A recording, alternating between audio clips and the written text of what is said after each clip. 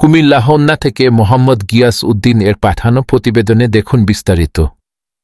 বাংলাদেশ জাতীয়তাবাদী দল বিএনপির কেন্দ্র ঘোষিত কর্মসূচি অংশ হিসেবে কুমিল্লা উত্তর জেলা বিএনপির অঙ্গ ও সহযোগী সংগঠনের উদ্যোগে 11টি ইউনিটি, 8টি উপজেলা, 4 পৌরসভা থেকে বিএনপি নেতাকর্মীরা নিত্য প্রয়োজনীয় পণ্যের মূল্য বৃদ্ধি সহনীয় পর্যায়ে রাখার, অবনতিশীল আইন শৃঙ্খলা পরিস্থিতি উন্নতি, দ্রুত গণতান্ত্রিক উত্তরণের জন্য সংস্কারের নামে মিথ্যা আশ্বাস, দ্রুত নির্বাচনী রোডম্যাপ ঘোষণার দাবিতে দলে দলে স্লোগানে করতালি মাধ্যমে পথচারণায় মুখরিত হয়ে ওঠে ছয়বুনিয়া মাঠ।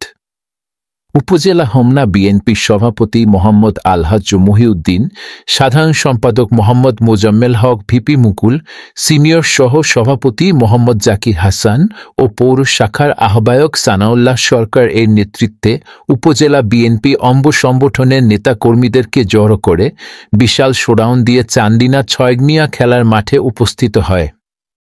উক্ত অনুষ্ঠানে প্রধান অতিথি হিসেবে উপস্থিত ছিলেন ব্যারিস্টার মাহবুব উদ্দিন খোকন, চেয়ারপারসনের উপদেষ্টা, বাংলাদেশ জাতীয়তাবাদী দল বিএনপি। প্রধান বক্তা অধ্যক্ষ সেলিম ভুঁইয়া, সাংগঠনিক সম্পাদক কুমিল্লা বিভাগ জাতীয় নির্বাহী কমিটি বিএনপি। সভাপতিত্ব করেন মোহাম্মদ আখতারুজ্জামান সরকার, আহ্বায়ক কুমিল্লা উত্তর জেলা বিএনপি। বিশেষ অতিথি ছিলেন হাজী মোস্তাক মিয়া, সহ সাংগঠনিক সম্পাদক কুমিল্লা বিভাগ বিএনপি।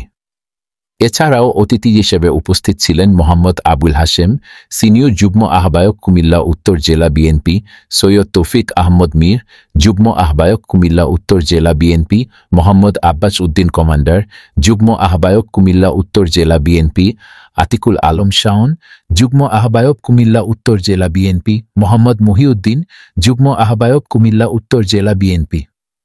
সঞ্চালনা করেন তারেক মুন্সি, সদস্য সচিব কুমিল্লা উত্তর জেলা বিএনপি।